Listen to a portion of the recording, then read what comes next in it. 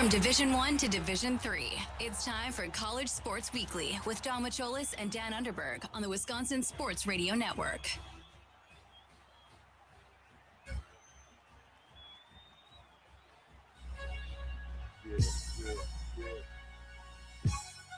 We all mine.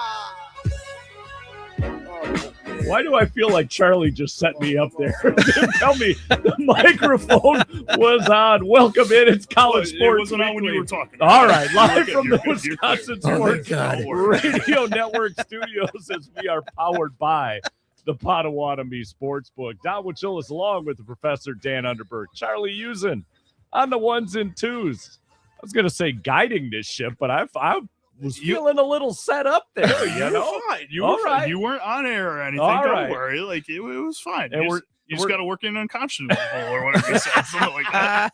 And we're not going to repeat anything else after that. And we'll just move on from there as we make our way through the next couple of hours. Obviously, we got to talk about Sorsby, the Brendan Sorsby decision. We'll spend some time with that. Top of the next hour, we'll bring in, I can say now, friend of show, Jeff Ligney, who is the commissioner of the NACC. And I think, as far as I'm concerned, Dan, one of the smartest when it comes to the administrative side of college sports, and get his perspective on that a little bit later in this opening hour. We're going to talk to Christina Gilbertson about the Milwaukee Tennis Classic, a huge tennis event that will take place this fall. So we'll get a chance to talk to Christina about that. So my friend on the other side of the table sends me a message on Monday. And I told him earlier that at first I thought he was sending me something from a parody account, because what took place on Monday with the Sorsby reading or decision, excuse me, it's still unconscionable. How's that? How's that, Charlie? Right Thank you. out of the gate. Right out of the gate. Look I'm at that. Now racing. say it 5 times fast. No, sir. It was something, Charlie, it left me speechless. And there was only one way to describe it. One way, because everything goes back to Seinfeld. Jackie Childs knows how to describe it. Give me 1 second.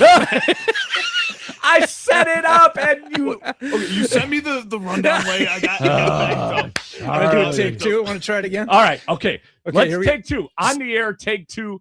Here we go. Live. This So- is great radio. So Dan sends me a text, and I was speechless.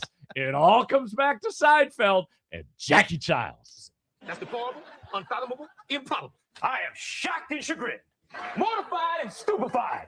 It's outrageous, egregious, preposterous. It's definitely preposterous. Yes, definitely unconscionable. How's There that? you We'll go, change twice. it to that. I am so befuddled. There's another word. Wow. I must have I had got like to raise my game today. word of the The day or thesaurus something that open popped up on the before you came. computer. Well, that'll take place after. But how this comes about, we talked about this. I had a feeling when they delayed the decision that something was up, Mhm. because this to me is cut and dry. In sport, what can't you do? You cannot bet on your own sport. Pause. What? We're running out of things we can't do in sport. Oh, but this is, come on. I know. Come on, No. this I mean, is- we're running out of things. Continue. This to me though is like the bottom, the foundational kind of stuff. Pete Rose banned for life. You go look at, okay, so we're going to get into this whole defense of young Mr. Sorsby from a mental health perspective, Okay. which quite honestly, boom, I get it. When you bet, on Indian curling or something at Right. 3 a.m, there's an issue. I am not arguing with that whatsoever. And I think the young man deserves all of the help he can get.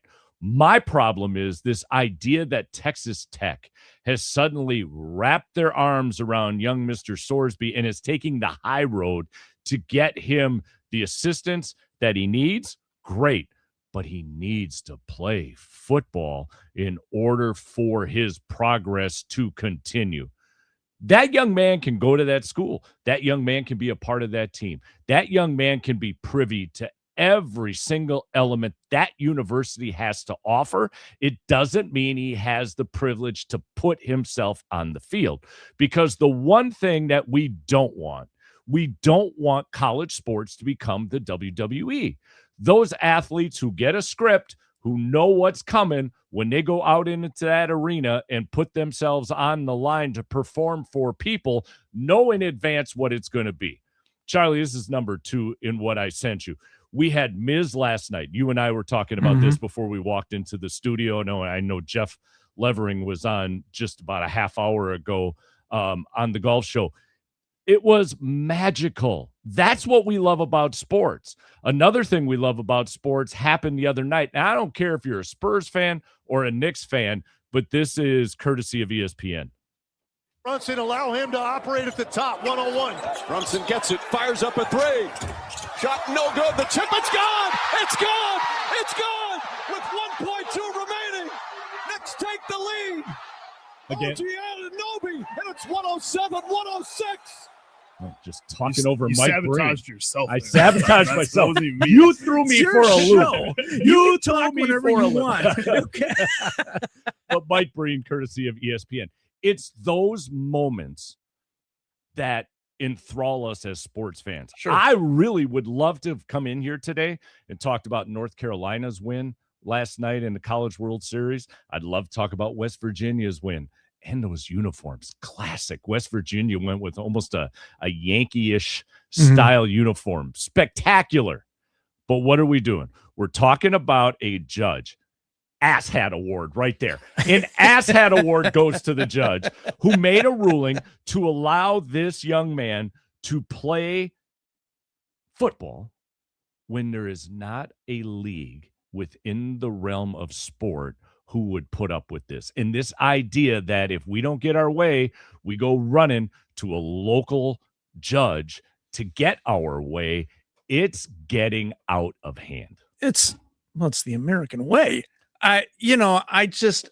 When this story broke, and Don, you had mentioned it a couple shows ago, you had predicted that this was going to happen, right? You had, and now you I don't put have on to your- eat that cinnamon Pop-Tart. yeah. thing we And were now, betting on. wow. Well, we'll find another reason Okay. shortly. But you had predicted this, and you kind of laid out why you thought that this was going to happen, and sure enough, and that's why I got that in front of you right away. I wasn't expecting the ruling to come down as quickly as it did on Monday, but when I saw it, like, boom, get it to you, because it was so predictable, right? It was just so easy to happen. And I think that's what now is kind of the playbook regarding, Ole Miss and getting their quarterback for a 6th year. And you can just go on and on and on. We just need to find a judge that can find a loophole or a ruling that will allow us to have our guy play for another year.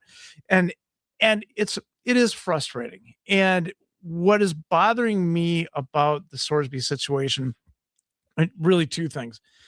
Number one, I understand there's a mental illness. There's a lot of things, a lot of people deal with it, but there are consequences to it. You are an adult.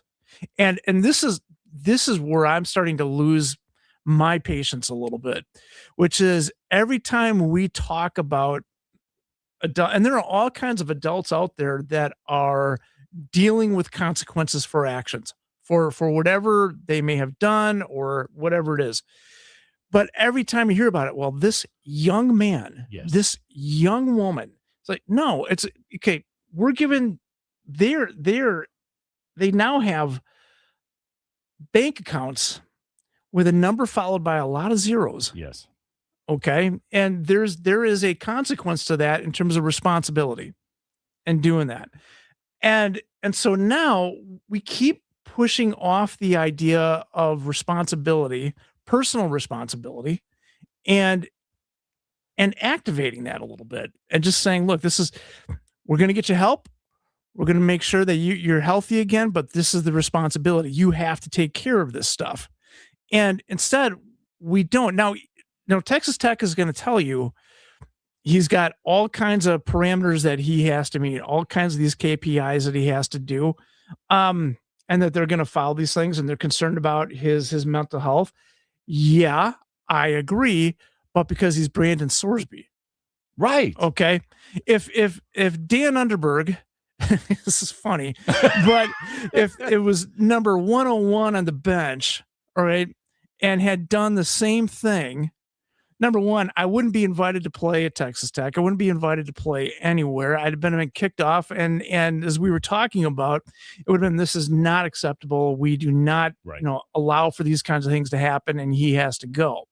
So the part I'm dealing with is this personal accountability issue that just keeps getting pushed off. So, Charlie, to Dan's point, we have, let's flip it just a little bit.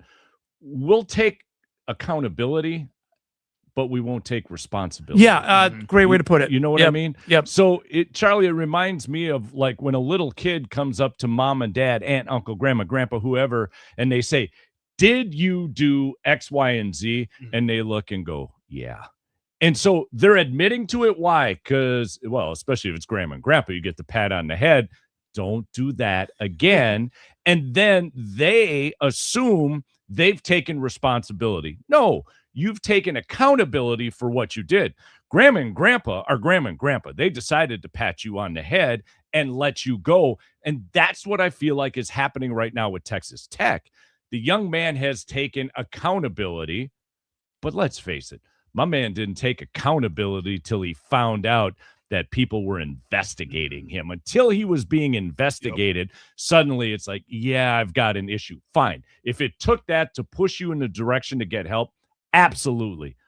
But nobody wants to take the responsibility of you have consequences for your actions. Right. And it's extremely frustrating to me that you bring up the grandma and grandpa kind of thing with Texas Tech, but then you have the dad who just kind of doesn't feel like he's around or doesn't care about parenting his child, and that's the NCAA in this situation. In my mind, they went and set the punishment, and I understand that he can go to this judge. At the same time, this is a case in my mind that has nothing to do with anything legally. It's all within the NCAA. But the NCAA acted, and here's where the problem is. This is like what happened a few years ago locally with the WIAA.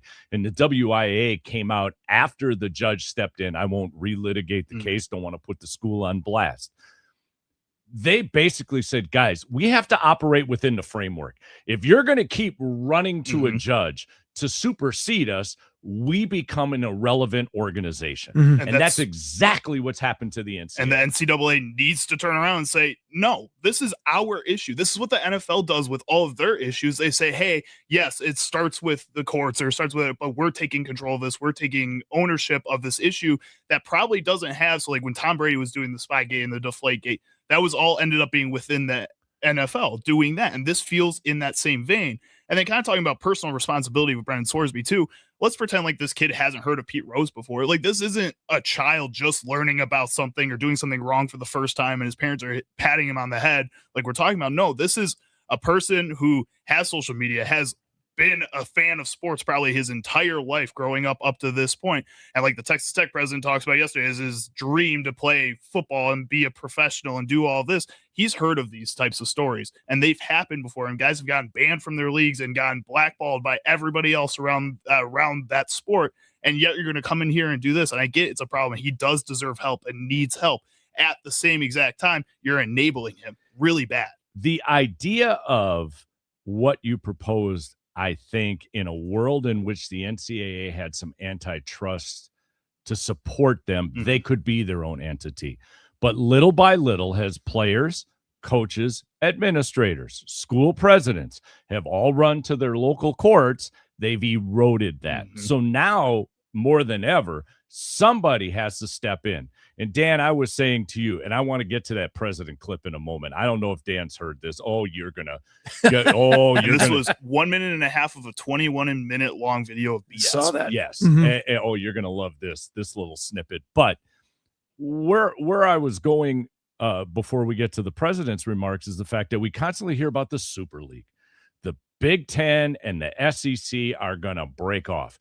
The SEC during their media week had some ADs like, see, and even after this, you saw interviews in which the SEC is like, see, this is why we need to stay within the SEC, just play ourselves, we can govern. The Big 12 right now has an opportunity to govern themselves. What have they done? We hold meetings. We met with our ADs. By all accounts, there's one school in disagreement, Texas Tech. Everybody else in the Big 12 is like, no, this is messed up. It's wrong. Mm-hmm. But we're going to have meetings. We bring in the ADs. On Monday, we're going to bring in the presidents. We've already seen Texas Tech say, go ahead, and we're going to litigate this. We're going to take you to court. This, to me, is an indication, Big Ten, SEC, if you're talking Super League behind the scenes, if you can't figure out how to collectively bargain those athletes, which right now, I can't see it happening. I think, Dan, you said this 2 weeks ago. Why would an athlete want to collectively bargain? Mm-hmm. Because why would I now have my minimum salary dropped? Well, let's use Sorsby from $5 million to, I don't know, $150,000. They're not going to want that. So this idea of a super league to me is mute right now because these conferences can't within themselves have the ability to govern. In the Big 12's case, they have a rule on the books that says you may not gamble on your own sport, and yet we don't know what we're going to do moving forward. It's just this ridiculous loop that you have when your computer is stuck. Yeah. Right. It just keeps going around and around and around and around. It's not a new computer. It's a Windows 97, something from back, big old back on the back. Like it's been broken. We forever. got a floppy disk going Exactly. on over here. Yeah, it's a floppy disk. Nice. Yeah, that's 3 in the first segment. I know. Good night, everybody. But I just keep looking at this, and you kind of got into the responses of the different leagues out there. And I think there's a lot of times when they hurt themselves with righteous indignation and how they're going to do it. One of the moments in this week where I just rolled my eyes to the back of my skull where, coaches and ADs are saying, well, it's not that we're not going to play Texas Tech football. We're not going to play them at all in anything. Like this middle school pre-teenage girl outrage of just complete overreaction. Well, we're not going to be friends with her. We're not going to be friends with all of her friends. We're not going to be friends. That kind of stop it. Okay. There needs to be some reasoned response. And instead of having that, you right away said you're not going to play him at all in anything. But it becomes then a PR move. And I want to get into the PR thing after this is going to be a good minute and a half for you, Professor. So grab your coffee, sit back. You're going to enjoy this. This is the president of Texas Tech the other day in the midst of, it's not a conference call. It was like a mini press conference. They sat these guys down in like a podcast setting. Right. It's the president, the head coach of the football team, and the AD. Yes. So let this roll. This is beautiful. President Skrivenak, we'll start with you. You're the boss. As you look at this, what is the issue and how we are addressing it as a university? Well, I think everybody should realize that first and foremost, our decisions in this matter have been guided by a conviction we have at Texas Tech, and that is we stand by and we support our students. Now, Brendan made a mistake. We acknowledge that. And mistakes have consequences. At the same time, here's a young man with a dream and a vision to pursue a career. And we felt not to have the opportunity to pursue that career, given the circumstances and the evolving changes in this world that these athletes face, was unfair and unjust. So we are attending, first of all, to his medically diagnosed condition, and we are prepared to support him as he pursues that career that he's spent his whole life working toward. That's what we do at Texas Tech. And as a parent and a leader in higher ed, I would ask that you look beyond the athletics issue in here and look to the individual who has been the center of this whole matter. Okay. If you're following us on social media right now and have the visual of the professor's facial expressions throughout this, the hand was getting ready to start pounding on the table. So before you burst over there, I'm going to let you go ahead and start. Well, oh God. I'm listening to this, and the first thing that's going through my mind is there's another show out there that used to play Okay Stop when they'd run clips like this, and I'm like, that was the first thing I had to do is like, I can't do that because I wanted to scream stop this thing. Right. And just there's actually part of the clip that I want to go back to again that I can't actually believe I heard properly. and so can we hear that one more time? Can we do that again? Like right before they get past the introductions, and then I'm just gonna stop you. Okay. Is that okay? Go ahead. So sorry about this, That's but this all is right. like insane. Well, I think everybody should realize that first and foremost, our decisions in this matter have been guided by a conviction we have at Texas Tech, and that is we stand by and we support our students. Stop. Really? That's like Seth and Amy used to do this thing called "Oh, really?" We stand by and we support our students. Let's take a survey of Texas Tech students. Okay, the ones that are paying tuition, the ones that are doing the work, all the stuff, and ask if they feel supported by Texas Tech. Okay, now they may wear the shirts, they may go to the games and stuff like that, but do they feel supported by the entity, the organization, the red tape, all the stuff that comes with going to college, right? Do they really feel like they're being supported? Because he's kind of positioning himself, we're supporting the individuals. Really? And I don't think so. And not only just individuals who have experienced issues, I'll leave it at that, on campus that have had to, as you just said, fight through the red tape to get whatever assistance they rightfully deserve, depending upon the issue. You're not doing this for everybody. Stop it. There's plenty of young men that are not playing sports that do have the same gambling addiction. It is a problem right now, kind of an epidemic, because it is so accessible. Mhm. And I guarantee you, most of those young men are not getting the same help from Texas Tech that Brennan Sorsby is. And so, again, we constantly hear from the university, we're wrapping our arms. By the way, this has to be the same PR firm that helped Tanya Harding out. I mean, it's ridiculous in the methods that they're going about trying to make themselves look like they're taking the high road, as opposed to understanding the only people who think the way you're thinking are a finite amount of Texas Tech alumnus, because you hear a lot of people in and around Texas Tech shaking their head like, I can't believe this is happening. Let's be honest with this. This is a kid who got $5 million that you still owe $4 million to. And by goodness, we're going to get an ROI. We're going to get a return on our investment, because if it's about his mental health, why would you put that young man, or as I like to say, kid, and you guys, I've said this 1,000 times, I'm old enough, these guys are all kids to me. Why would you put that kid in an opposing situation in a stadium in which he's going to be bombasted by 70,000 people? Why would you put that kid out there for every time he throws an interception? Every single talking head across the country is going to go, he had the under. This is help his mental health. No, that's exactly what I'm getting at. Deteriorate it at a much higher speed. You want to insulate the kid and help him with his progress, not get him help and then throw him to the wolves. No, you can do that in the first 2 games. That's why he's sitting. By the way, I know we have to go to a break, but I'll just say this, Mr. President.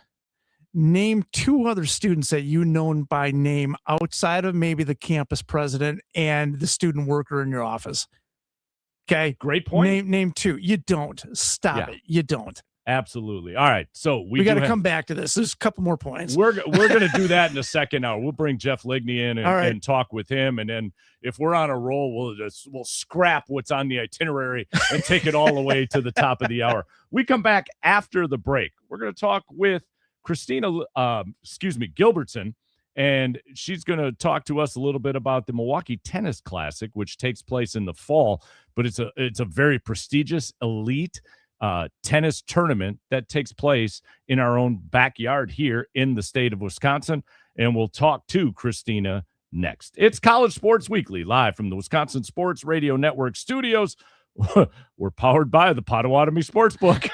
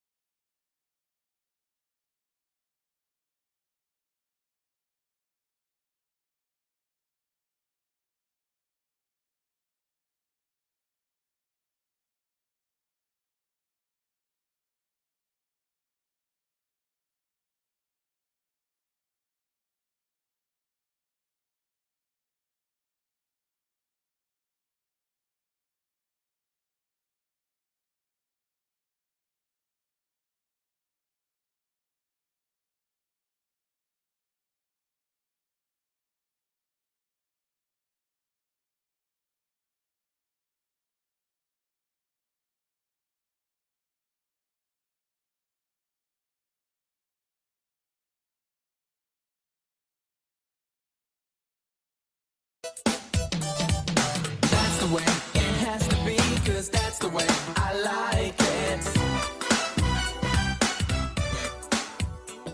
All right, welcome back in. College Sports Weekly, live from the Wisconsin Sports Radio Network studios, powered by the Potawatomi Sportsbook. We hope to be talking with Christina Gilbertson shortly, as we're going to, or hope to have, a discussion about the Milwaukee Tennis Classic, which is celebrating its 50th anniversary, September 10th through the 13th.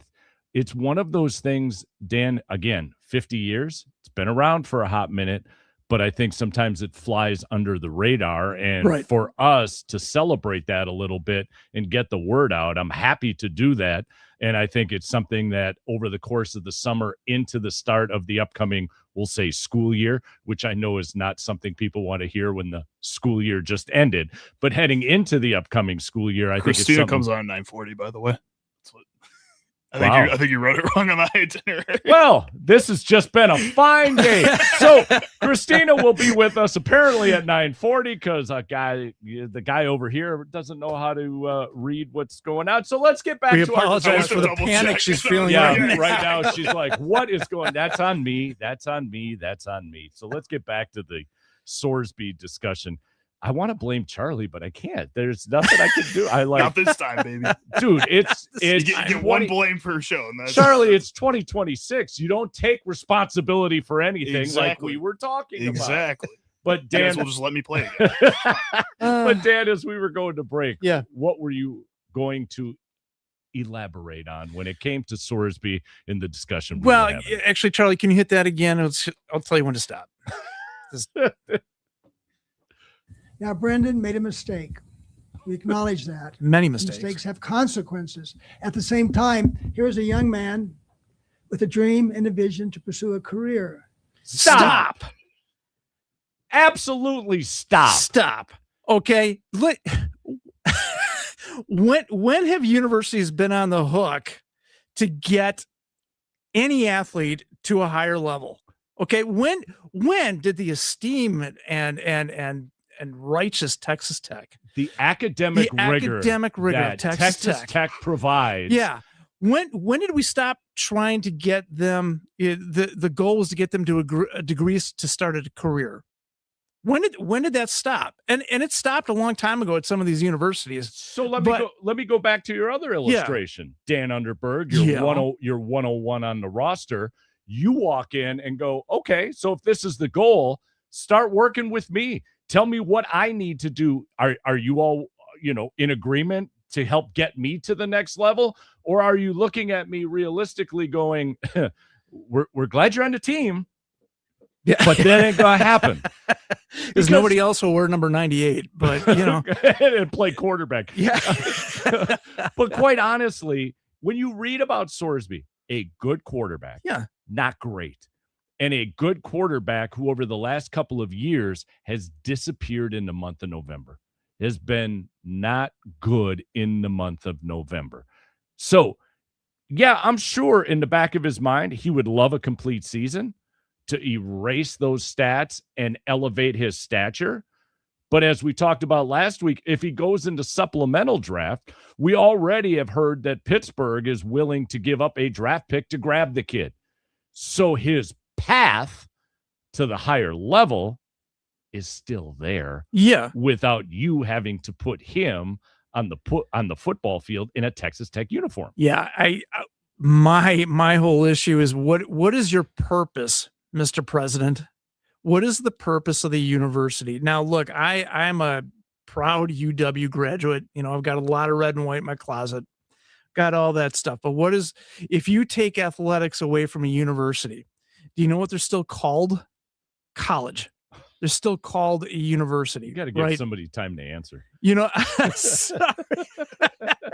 It's just the idea of there's some kind of responsibility that we're beholden to get this kid an NFL contract, which is what we're talking about. Yes. Okay. Is ridiculous. Then tell me why we're not getting your tennis team into professional level play. Okay. Tell me why you're not helping everybody that's on your track and field team get track contracts in Europe or wherever they want to run.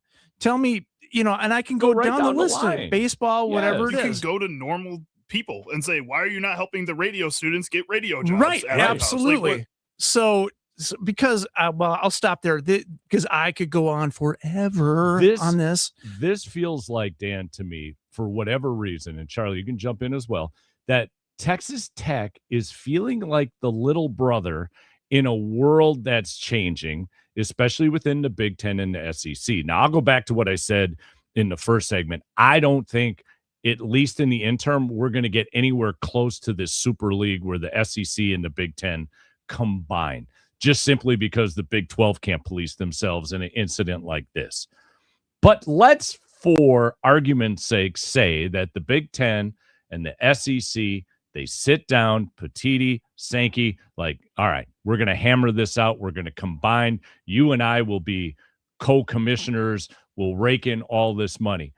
I get the feeling that Texas Tech is trying to position themselves to be included in such a super league where right now they feel like the little brother who's been kept outside and can't play with his older brothers once they head to the playground to play baseball, basketball, football. Well, yeah. That's just how I feel, that this is all wrapped around, as we noted earlier, the almighty dollar and the idea of we're part of the big boys, come watch us, and we're not going to have a great season if this kid hasn't been given the opportunity to play football. Yeah. And oh, boo-hoo.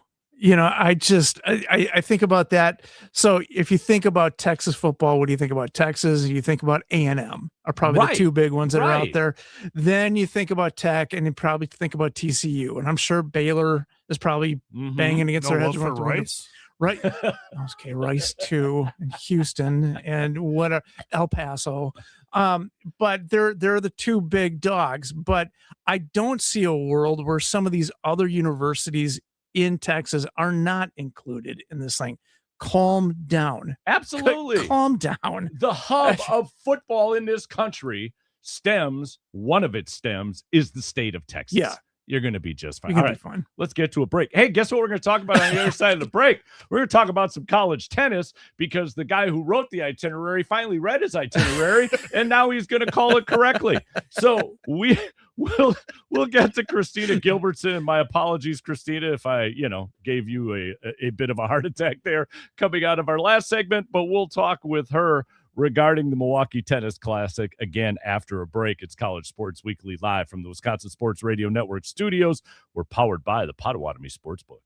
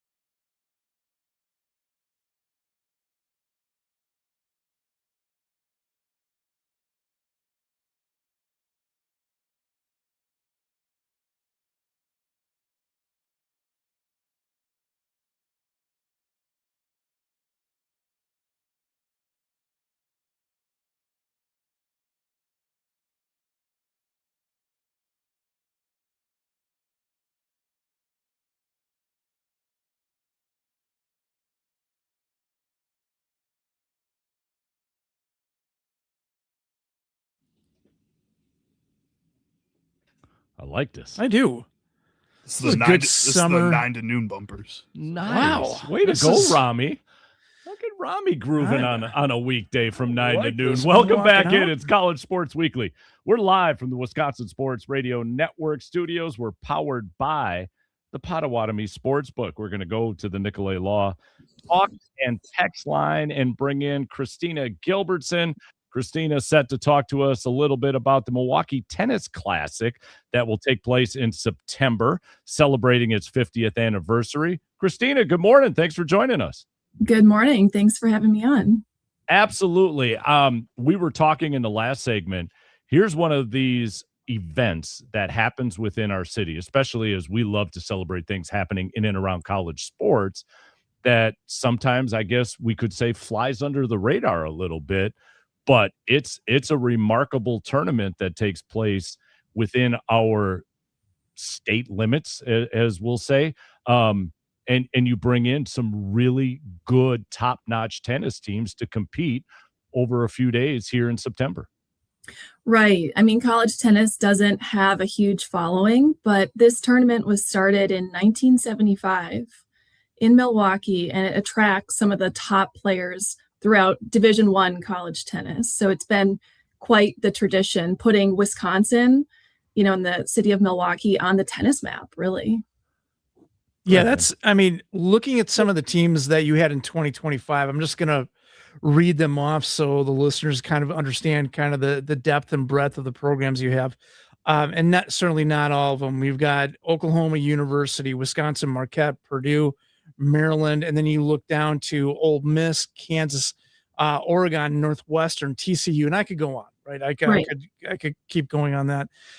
How do you go about reaching out to the programs, reaching out to the athletes, and really pulling them in? Because this is, I don't know how many other collegiate tournaments there are during the summer. How do you go about bringing them in and getting them excited to get up here to Milwaukee?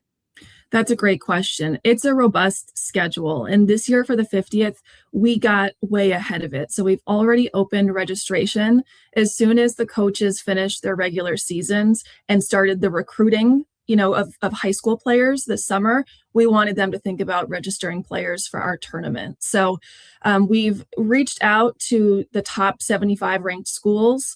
We already have some top programs that have applied. University of North Carolina had some players that came to the MTC a few years and won the tournament in both singles and doubles. They're always a top tier program, and they've registered a couple of players. So we're thrilled to see that. And then Pepperdine. So we're talking coast to coast on the men's side. They've played before, so to see them returning is fantastic. And I think we really try to lean on the fact that we have such a great tradition. We have been around, like I said, since 1975, and we wouldn't be here really without Marquette University and Al McGuire. So the founder of the tournament went to Al McGuire when he was athletic director at the time and said, basketball is what draws people to Milwaukee and to Marquette. Let's do the same for tennis. So the fact that we have that foundation, and we have other wonderful traditions like housing. I'm not sure if you are aware of that, but all of those players, they come and stay with local families. And we're the only tournament that does that. So, college sports are being pressed from a budget perspective. So the athletic departments like that, but they build really close relationships with the families here that usually have a tennis following or tennis relationship. So they take them to matches, they cook for them, and they become friends after the tournament ends, attending weddings in the future, coming back to Milwaukee for holidays. So I think everybody in college tennis knows our tournament and really respects what we put together. Well, based on that, Christina, the fact that we're now entering our 50th year, has it become a bit easier as far as the recruitment process goes, just because people now are aware? I'm sure early on, even though Al McGuire had his name attached to it, it was, I'll say, probably a bit of a struggle to kind of get this thing up and running. But now that it's been up and running, entering its 50th year, is it a bit easier now to reach out to some of these programs and for them to be accepting of that invitation? I would say so, because you have a lot of coaches that they actually played in the MTC when they were, college tennis players. So they think of it fondly. They know the experience. They want to bring their players here for it. And so, yeah, we have such a large group of volunteers and board members that we've been planning since the beginning of the year, since our last tournament ended, to make the 50th particularly special and really competitive. I think that's one of the things that we're the most proud of. We've also, I'm not sure if you've taken note of this, but we've leveraged NIL ambassadors as well.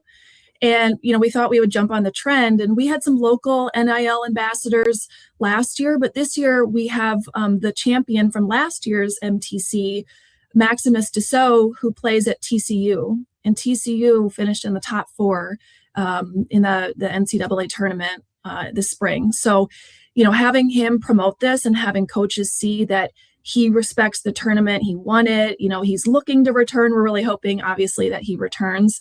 It makes it a lot easier to convince coaches to come to Milwaukee.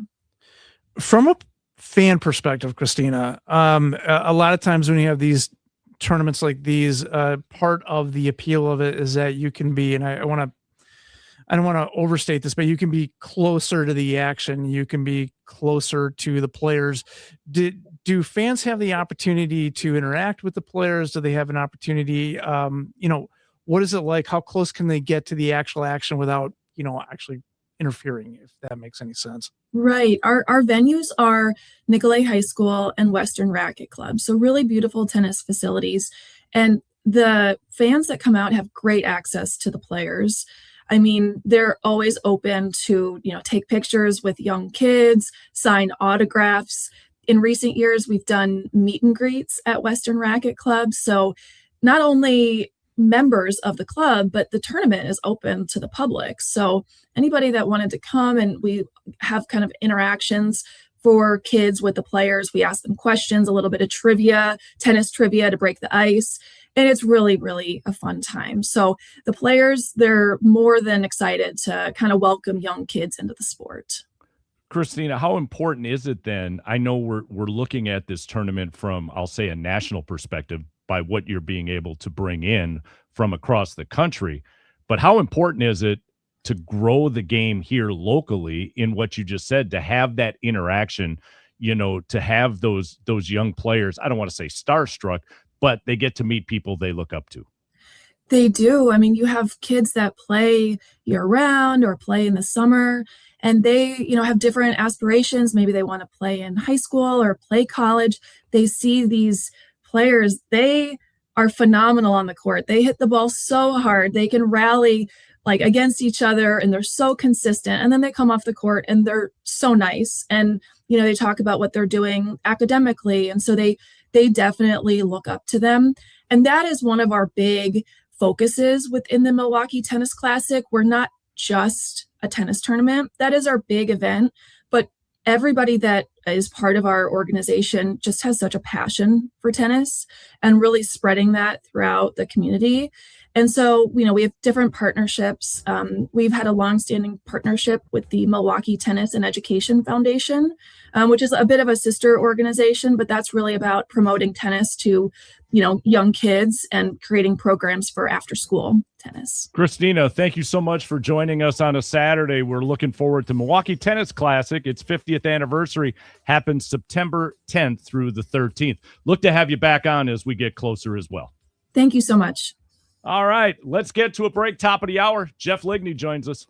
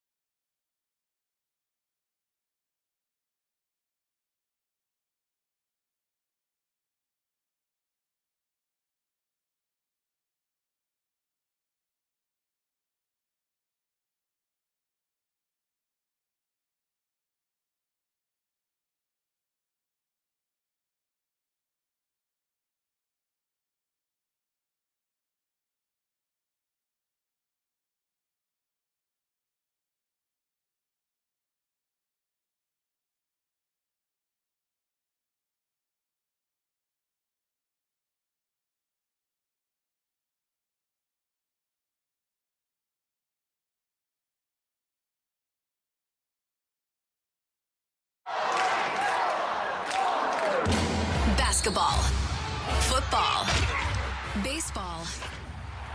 From Division 1 to Division 3, it's time for College Sports Weekly with Dom Macholis and Dan Underberg on the Wisconsin Sports Radio Network.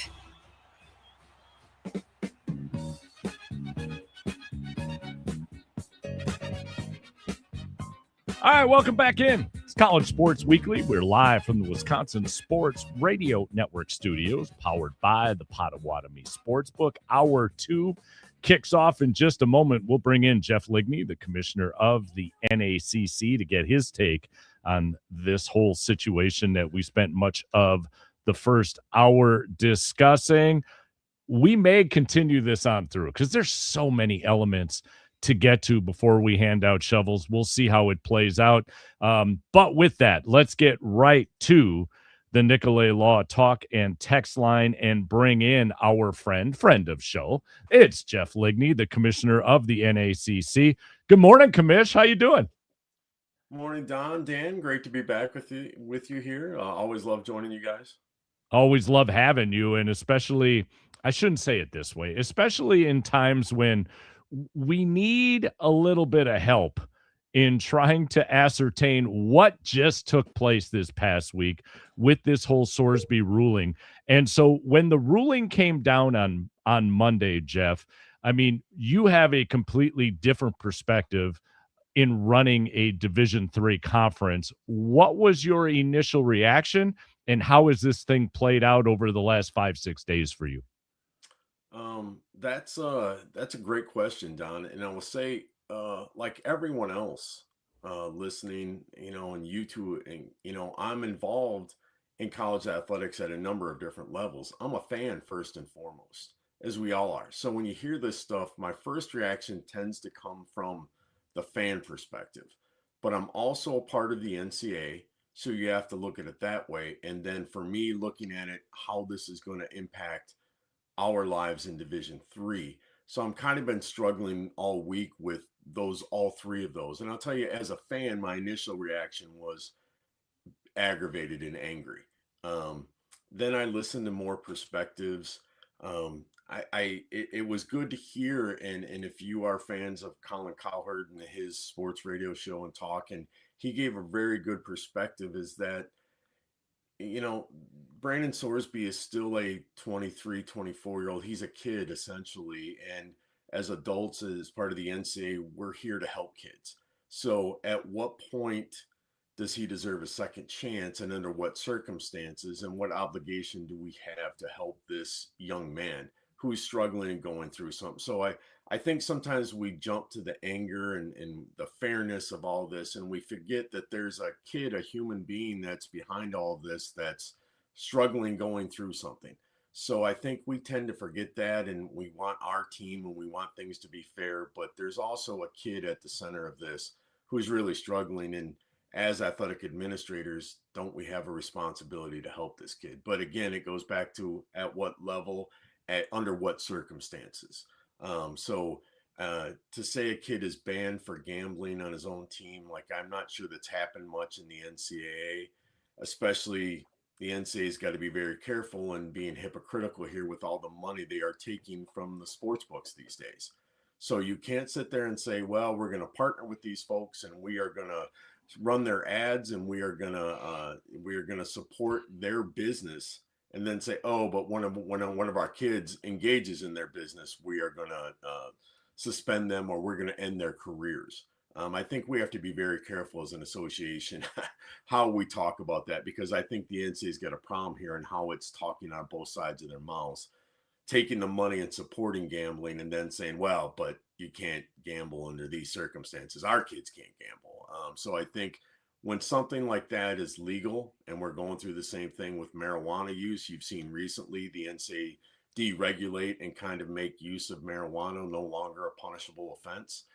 Basically, if you test positive now in the NCAA for marijuana use, you get counseling. There's no longer any suspensions. And that had a lot to do with marijuana becoming legal in so many states. Now that gambling is legal, I think we're under a very similar boat. How do we say this is a legal activity for most American adults? How do we say these kids can't do it, and under what circumstances, and what are the punishments if they do? that's all been playing in my head this week, Don. It's been really tough to work all that out. And we have a lot more to sort through, I think, before we come up with some good answers. Jeff, you mentioned that your first reaction was a fan, or as a fan, when you heard the news, and there was some frustration to it.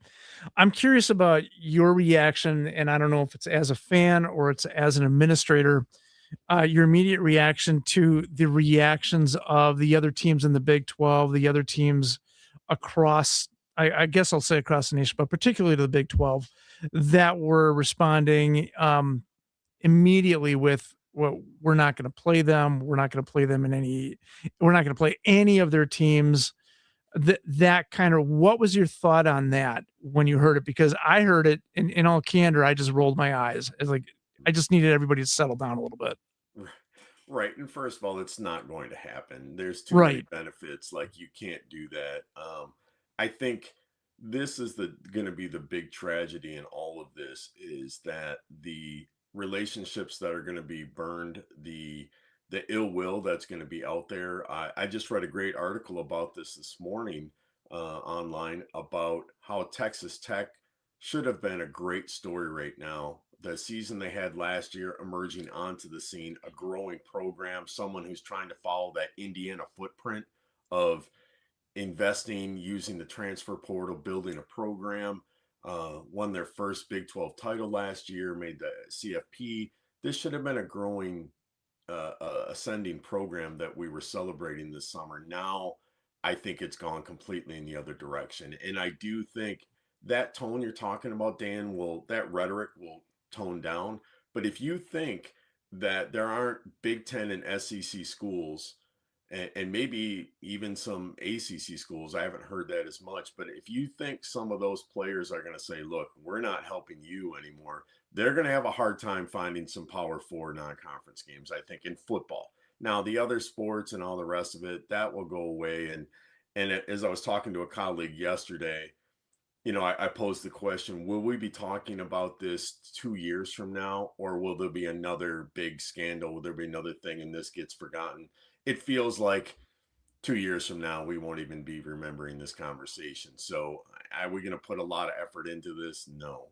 But some of the anger, though, Dan, I would say, is not just Charlie Baker came out in an interview yesterday and said some of his frustration is the amount of money the NCAA is spending on litigation against its member because of its member institutions.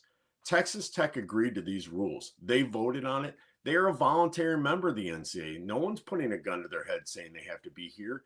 But this goes back to Vanderbilt and Diego Pavia case. This is just happening. I think there's well over a dozen cases right now of the NCAA being involved in litigation with its member institutions.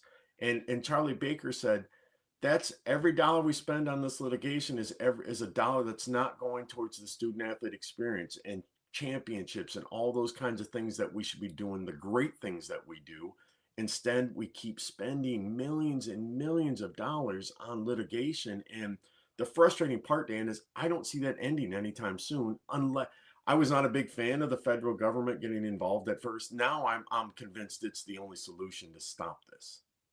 We're talking with Jeff Ligney, the commissioner of the NACC. Jeff, you were talking a little bit about the tone. Obviously, the tone outside of Texas Tech is a bit vitriol. Everybody, is looking to put them in the stockades as quickly as possible. But what about Texas Tech themselves? I find in the way they've handled things since Monday to be a bit tone deaf. And I guess I understand they need to protect their own, so to speak. They want to protect the decal on the side of the helmet. But the way they're going about their business, I just find them to be completely tone deaf to the way the rest of America is reacting to the verdict that took place. Yeah, I think you're right. When I saw the post from the athletic director at Texas Tech, who put out a social media post, if you haven't seen it, kind of explaining their side of it. And having spent a few years down in a position where I was kind of the spokesperson for conferences and kind of helped put together emergency plans when things like this come up and how we react publicly.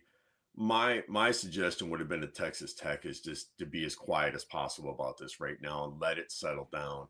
He jumped into this in the fray of it, and I think they panicked a little bit and put something out there that is now getting its own backlash. So now they are, instead of letting the story die down, they've fanned those flames, and maybe we aren't even talking about this, or a lot of people wouldn't be talking about this had they not reacted that way. So I think I understand you want to defend yourself, you want to explain yourself. You know, when that whole rhetoric came out about people will stop playing Texas Tech, I think there was a lot of panic. So someone at Texas Tech said, we have to put something out. We have to say something. And I'm not sure that was the right way. And they should have probably hired a firm to come in and help them address this, a PR firm, to really talk about this. But I think being quiet, and I do want to make sure that Dan and Don, that your fans and the people listening understand what the verdict was. The verdict is not that the NCAA can't punish this kid. It wasn't that the punishment was too harsh. It wasn't any of that. The verdict was, and what this judge was asked to consider was, if Brandon Sorsby and his legal team took this, if this went to court, does he have a legitimate argument? Does he has a reasonable chance of success? And the judge said, I think we need to hear more. I think this probably needs to go to trial. So no one is saying the NCAA can't punish this kid. I think they're looking at what is that, and we need to have more of a discussion on it. And so there's a good chance if this ever goes to trial in February, whatever it was set for after the season, that the NCAA could very well still win this case. It's just that Sorsby will have played his final year by then. And that, before Dan jumps in, and that, Jeff, is a bit of the outrage, isn't it? Is the fact that the injunction was put in play, but the actual court proceedings will now not occur till a week after the national championship. So if the NCAA does win, which their track record isn't the greatest as of late, it becomes a moot point. Now, it may not be a moot point for future issues that come about, but at least in the interim, that I think is where some of the outrage comes from. Yes, and Don, and I think from what I understand is the NCAA may see this all the way through, because to stop these kinds of lawsuits, I think they have to come through and get a victory to stop these lawsuits, because one of the side effects of all of this, the Pavia case, any of these kids that have sued the NCAA for an extra year of eligibility because of transfer, because of junior college, because of Division II. We saw that right last year. Wisconsin tried to bring a D2 kid in without eligibility, and he actually lost that case. And I'm not sure. I think he was appealing. I'm not sure where that ended up. But the NCAA almost has to see some of this stuff through so they can start gaining some precedent, because right now it feels like student athletes understand the NCAA is pretty powerless. They've lost a lot of these cases. So I think the NCAA leadership is very worried about if student athletes feel the NCAA is powerless, anytime they act, there's going to be a lawsuit. So that's part of what we're fighting here as well. Well, speaking of lawsuits, then let's look at it from a conference perspective, because there has been, I think it was the Texas Attorney General that stepped in and wrote a letter that was basically warning, I think, the Big 12 affiliates, the teams, the programs, not to take any type of unnecessary action, and put that out there ahead of their meeting from this weekend. And there's been this argument back and forth that I've read about the legitimacy of sanctions, of what the conference can do towards Texas Tech, and what Texas Tech can argue against or effectively sue against. What can the conference do? What could reasonably the Big 12 do to sanction Texas Tech, or can they do it at all based on what the AG has put out there?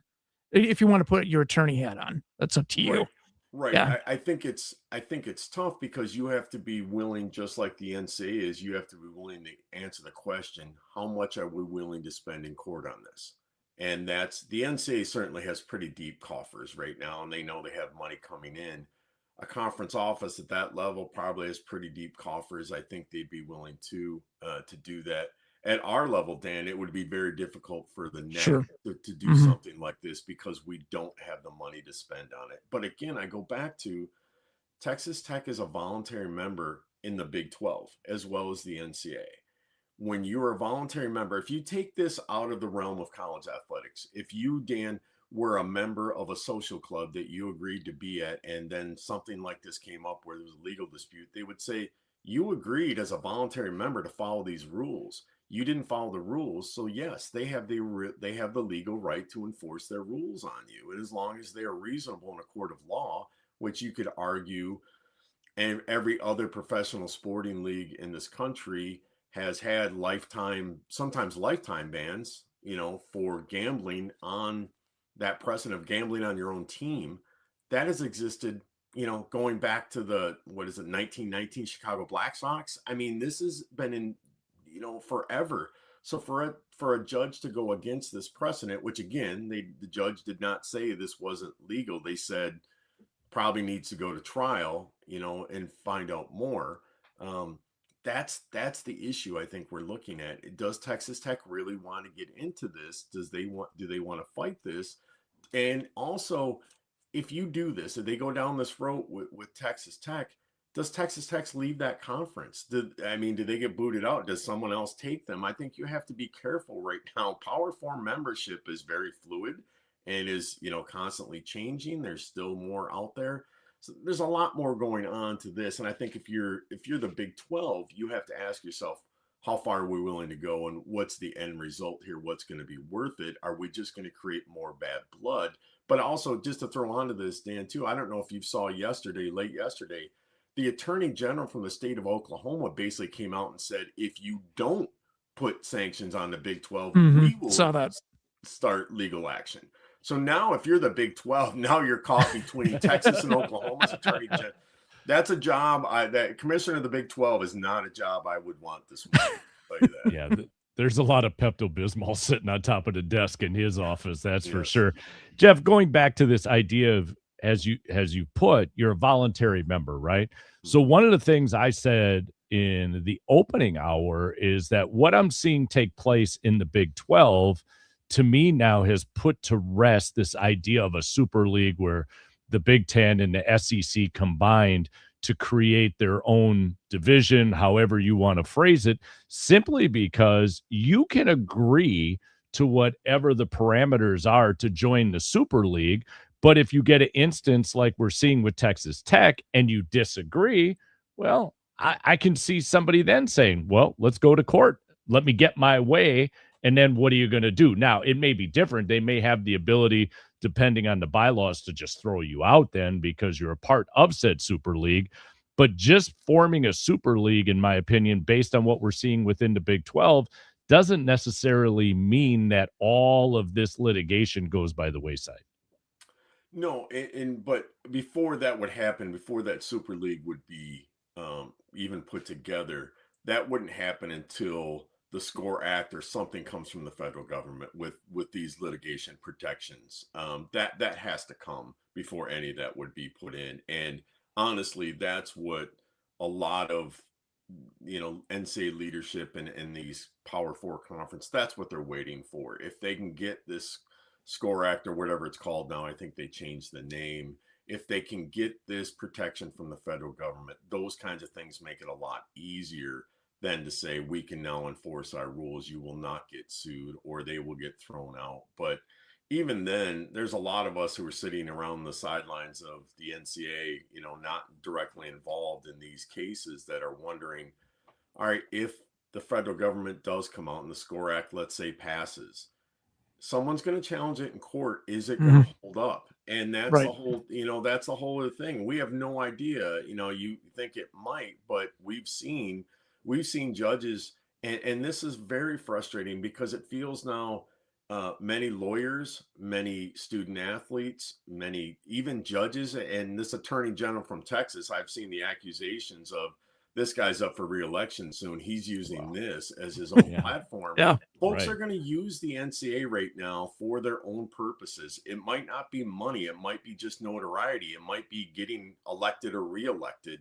There's politicians now who are jumping in and that are using that would never weigh in on issues like this that are now weighing in, that is going to create a lot of problems for the NCAA until there's some kind of protections. But these lawsuits are going to keep coming, because whether you win or lose, the lawyer involved, the judge involved, they're getting notoriety out of, they're getting some, push out of this. And when you get into politics, getting reelected, that's what it's all about. So you're seeing this now, and that has to end as well.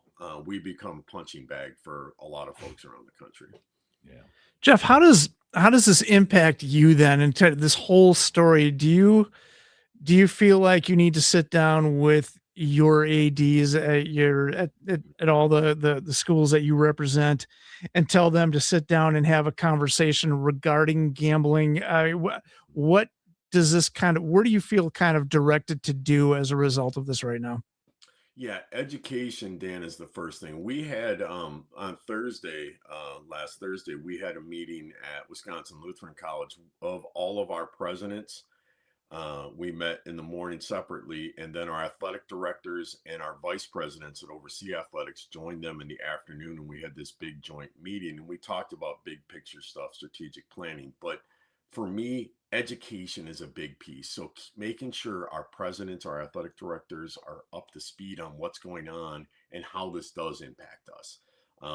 Gambling's very tough at our level. I think we understand it's happening with students, our students in general, probably our student athletes as well.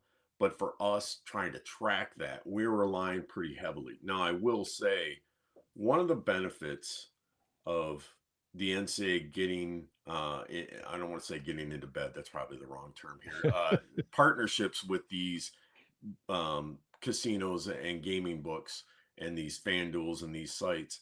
One of the benefits is the sharing of information. So these gambling sites, these programs track users way deeper than you would think they would.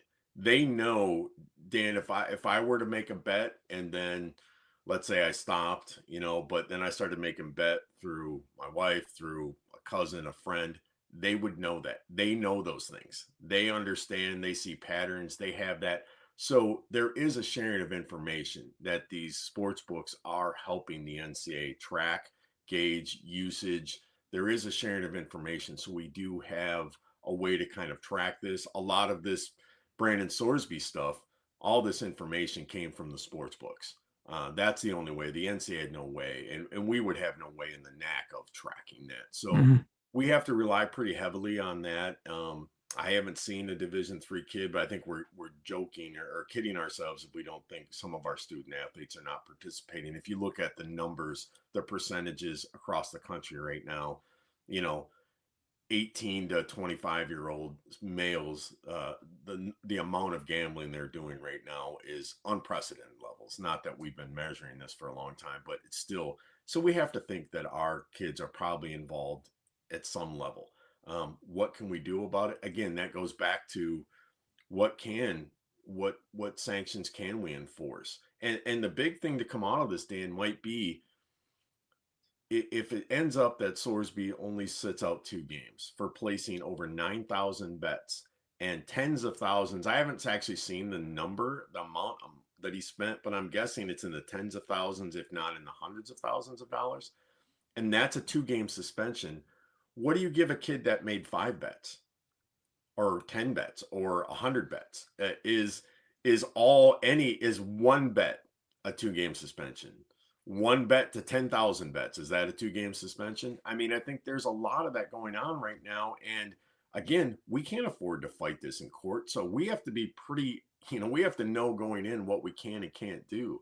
So I'm a little nervous. If this came across my desk right now, and I was in that same situation as the Big 12 commissioner, I'd be pretty nervous. I tell you what, I would be, at the very least, I would be getting legal representation. I would be getting consulting firms probably involved just to see what we could do. We would probably spend, as a NAC, spend 20 grand just trying to figure out, well, if we could throw a punishment out there and what that might be. We would have to spend a lot of money just to make that decision, let alone then fight it in court. Jeff, one last question here before we get to a break. One of the terms that you've been hearing time and time again since the decision on Monday is the integrity of the sport.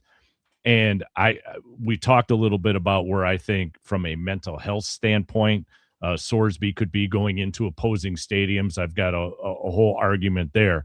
But the worry over the integrity of the sport is always seemingly the bottom line to why a Pete Rose was banned for life or some of the other suspensions that we've seen. If Sorsby plays past that 2-game suspension, is that something, at least at this point, people are concerned with, you think? Or again, in 2 years, is it something that's water under the bridge?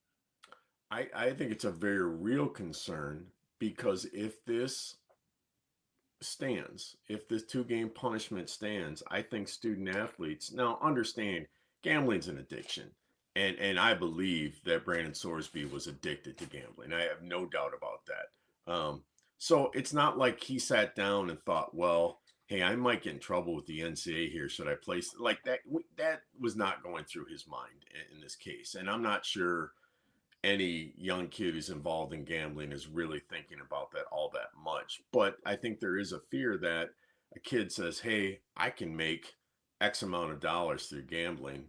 And if I get caught, it's a 2-game suspension. If I can make thousands of dollars and the punishment, if I get caught, is a 2-game suspension, I might be okay with that. Take a couple games off in the middle of the season. I'm okay with that. Most of those kids are pretty beat up by week 5 or 6. Anyway, a couple weeks off might not be a bad thing. So, I think that's when you talk about integrity and the game, thinking about protection of the game, is these kids, while again, I'm not so sure there's gambling and the bets that Sorsby made. I do not believe, and haven't seen any evidence that he was involved in point shaving. He was involved in any of that kind of stuff. My understanding is when he did bet on his teams at Cincinnati, when he bet, he always bet them to win, not to lose. Now, I'm not sure. I don't know how accurate that is, but I haven't really seen that. So I don't feel like we've seen point shaving, right? We've seen this over the years that kids get caught up in that. That is not this case. So I do think if you're talking about someone involved in point shaving, it's a whole different conversation when it comes to punishment. But when you're talking about the game, what Brandon Sorsby did have and probably has, because of the movement across Division I and all college football these days, is how much insider information did he have? He certainly had insider information on his team. Did he have friends on other teams like, oh, hey, your quarterback's out this week? Or, hey, you guys are struggling with this. Hey, well, you got a tough game. And, you got the flu running through your team this week. Maybe this is a good, how much of that took place, I don't think we're ever going to know. And I think that's where the integrity piece comes in. I think that's what we have to be concerned about. So I do really think setting this precedent that's going to be set with this case is going to be huge down the road in how we deal with these punishments moving forward.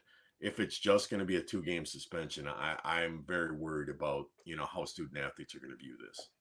Jeff, we always appreciate your time. You give us a unique perspective to think about while we're being irrational, pounding the table about all the various elements that take place. So we appreciate you, Jeff, and thanks again for spending some time with us on this Saturday.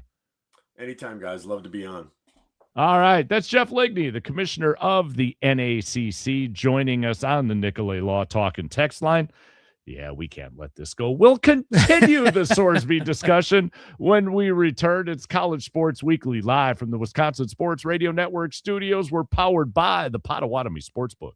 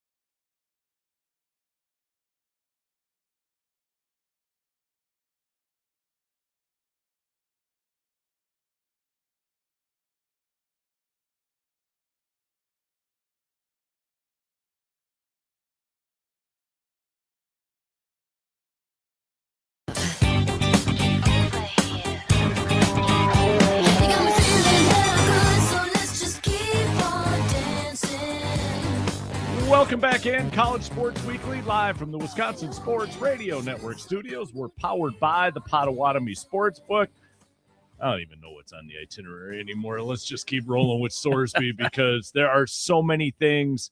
I mean, Jeff gave us a very level-headed, reasoned perspective, which I appreciated. You know, he went from the fan into putting on his NCAA hat and working us through and brought up to me some elements that I didn't think of, right? And so it's always good to get his perspective because I think he brings a rationale to the table sometimes when we get these clickbait stories, which this has become. But one thing that, as he was wrapping up and we were talking about the integrity of the game, which I think is the common denominator across the country that people become concerned about, again, because you don't want your sporting entity to be perceived as professional wrestling. Professional wrestling has embraced, you know, it used to be back in the day when we were kids, you know, the bad guys rode with the bad guys in the car to the arena. The good guys rode with the good guys. Those things did not intermingle. Now we've been behind the scenes. We know how it works, and they've figured out a way to keep us entertained, even knowing that what's being put forth has already been scripted, right? And that's what baseball, football, basketball, nobody wants to see that happen.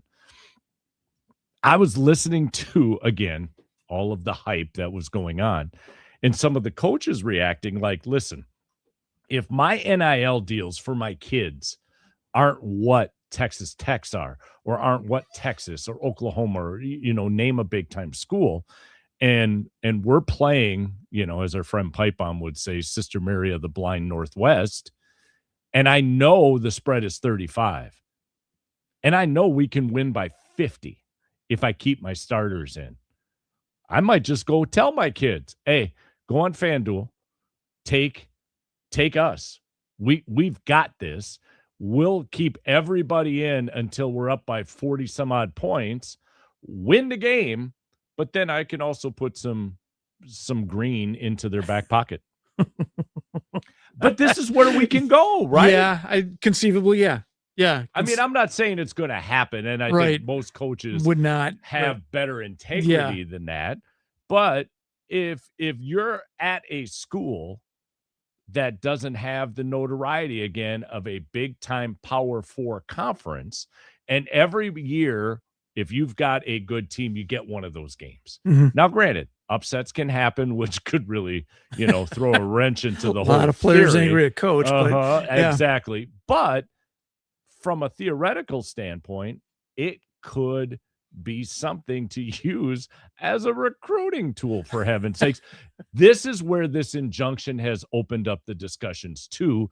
Had we not had this injunction, what I just alluded to is not discussed on a Saturday morning pushing towards the top of the hour. It just isn't. But this is where we're at. Yeah, it is. And when you think about thinking about all the reactions and the overreactions and all that, what really came to me talking to Jeff and kind of talking all this stuff through is how unprepared Texas Tech was for the feedback that was going to be headed their way. You can make the argument that no one could have been ready for that. And I think there's a little truth to that, but I think you should have seen the storm clouds on the horizon. If you're Texas Tech, you should have known what Sorsby was arguing for and what that could mean for your program, what the fallout could have been. I don't know that they could have anticipated everything, but they were completely caught off guard. And I agree with what Jeff was saying earlier, and I think you mentioned it too.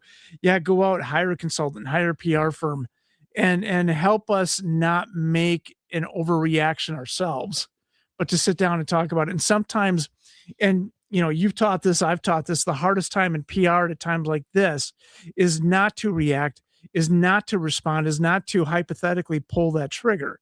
Sometimes you have to just sit there and allow the story to play itself out, to kind of run out of gas. And when you jump into it and you react right away, you're only adding more fuel for the fire for this story to continue. And that is part of the mistake that what Texas Tech has done. You make a quick statement. We stand behind Brandon Sorsby. We stand behind our decision to support him, and we are preparing for the 2026 season for what we think is going to be really successful. Blah blah blah. Right, and you end. Yeah, but they haven't been able to do that. And when you have 3 guys, 12 guys, whatever it is, but around kind of effectively, like you said, Charlie, a podcast table, you're just making it worse. And here comes part of the problem, I think, is the fact that, Charlie, Texas Tech, since last year, 2 years ago, whatever it was, remember when they said, listen, we got $40 million. We're going to spend the $40 million. The NCAA, here's the bird. And I don't mean watching on a Saturday afternoon. It's not a dance. Right. No, it's not the dance. Nice. I'm wearing on you. Nice job, Daniel. I know more steak. Come on. But it was kind of here's the middle finger. We're going to spend. We got it. We're going to spend what we want. And they've done it in women's softball, in basketball, in football. And I got the impression that based on that beloved podcast that we played an excerpt from, it's like we do what we want. And we've gotten away with it, and no one's really pushed back. So we're just going to keep doing it the Texas Tech way. But this time, the pushback has been much greater than, to Dan's point, they anticipated. Well, and I think a lot of this has to do with kind of what you guys are trying to. I'm not surprised that they were surprised, if I'm being completely honest, because of what you're talking about. And then you also look at all these other leagues across the United States, where in the NFL, you have people committing domestic abuse and have these car accidents where they're doing all these other things, and it just gets moved on from. Like the people forget about those things. Rasheed Rice played football last season when he really should not have played football last season. You're seeing a lot of these things happen. I think Texas Tech goes, well, this is a kid who bet that he's not doing anything illegal. He's not doing anything wrong. People aren't going to be mad about this. People still love Barry Bonds, even though he did steroids and he did all this, and people still think he should be a Hall of Famer and the greatest player of all time. Despite that, so why would anybody be mad at Brendan Sorsby for betting a little bit in a college game? Not a professional league. It's college. It's still supposed to be amateur, but it's not anymore. And that's the problem. And I think that's part of the reason they got caught off guard is throughout all this, yes, they've been able to do what they want. But I think to this point now, again, you're starting to see that pushback from not only the teams around them, but the fan base around them too. And the fans aren't okay with this. And I think that's starting to become the bigger problem. Here's where I think Texas Tech has insulated themselves around, and it's Cody Campbell. Cody Campbell's their sugar daddy, right? He's the billionaire who's lining the pockets to make everything happen through NIL, whatever you want to say. He says, it's unfortunate. It's the outcome of a broken system. I'm doing everything I can to fix the system, but until there is a permanent solution, Texas Tech and its student athletes have to do the best they can to navigate and compete amid the chaos that exists in the reality of the world that we live in. What the hell did he just say? We're gonna figure it out eventually. All of you 20-year-olds, teenagers, figure it out. Like, you'll be fine. Like, you'll be fine. You'll be fine. We'll get it done eventually. That's what we'll keep writing checks. Crazy. We'll just keep writing checks. It's delusional. And that's, to me, right now, where Texas Tech is operating out of, a delusional bubble. Well, and what was the line in there? He said, I'm doing all I can. Yes, he's doing we can't do anything until it's permanent. I'm doing all I can, everything we can do to fix it. Don't do anything right now. Shut up. Well, and here's the thing. Help this kid. Absolutely. I think the underlying denominator here today is that we understand this young man who spent thousands of dollars and made thousands of bets has got a problem and needs to be addressed. It needs to be addressed and it needs to be corrected. But this idea that if he doesn't play a game on Saturday, it will absolutely erode any chance this man has of becoming whole and healthy again, that's delusional. And that, to me, is the bubble by which we are living in right now if you are with Texas Tech. All right, last break of the day. When we come back, it's shovel time. It's College Sports Weekly, live from the Wisconsin Sports Radio Network studios. We're powered by the Potawatomi Sportsbook.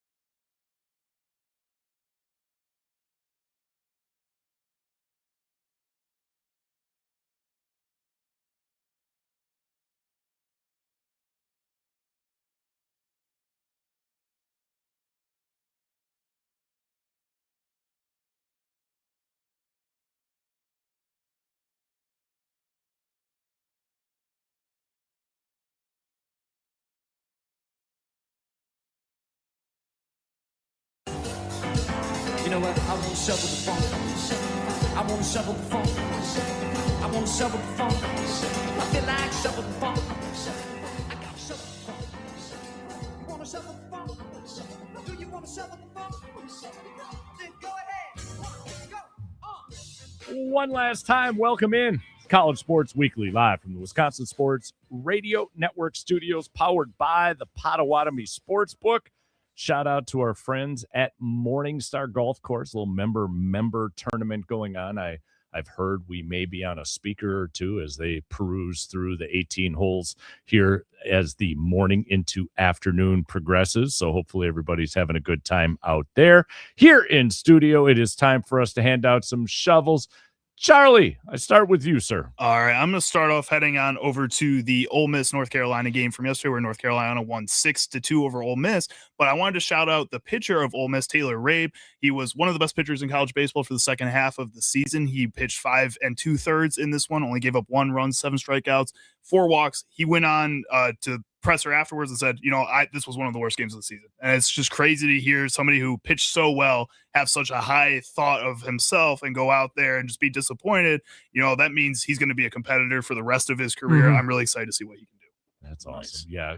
I mean, again, it had not been for the Sorsby ruling, I think would have been talking a little bit more about college baseball, even with the fact that as we were talking with some of the guys last week in and around UWM, and you start to worry about transfer portal and how well UWM's baseball program did. And sure enough, within hours after walking out of the studio, you start to see some of the guys now are entering the transfer portal. It's just the way of the world. Daniel, sorry, go. Hey, You're no, up. two quick shovels, one done. I think you're going to appreciate. I was out to dinner last night. Jill and I were out to dinner with our friends Sarah and Rob made sure to remind me that the University of Wisconsin Lacrosse has an excellent track and field program, Yes, and sir. wanted us to make sure that they knew that. So Men's and women's champs, baby. there you go, Rob. There, put that out there. The other one, really quick, Larry Skovanek. I think I said that right. Larry, just shut up. Okay, you're not helping anybody at Texas Tech. Leave it to the adults at the table. Okay, I know you're president. It's not working. Yeah, go climb in your educational ivory tower. Yeah. And sit yourself down and love life a little bit. All right, time for us to get up out of here. As we do so, Christina Gilbertson, our thanks to you for joining us to talk about the Milwaukee Tennis Classic and, of course, the commish, Jeff Ligney. We appreciate his time as well. For the Professor Dan Underberg, Charlie Usen, I'm Don Wachillis. Thank you, as always, for listening. We're back in 6 in 22.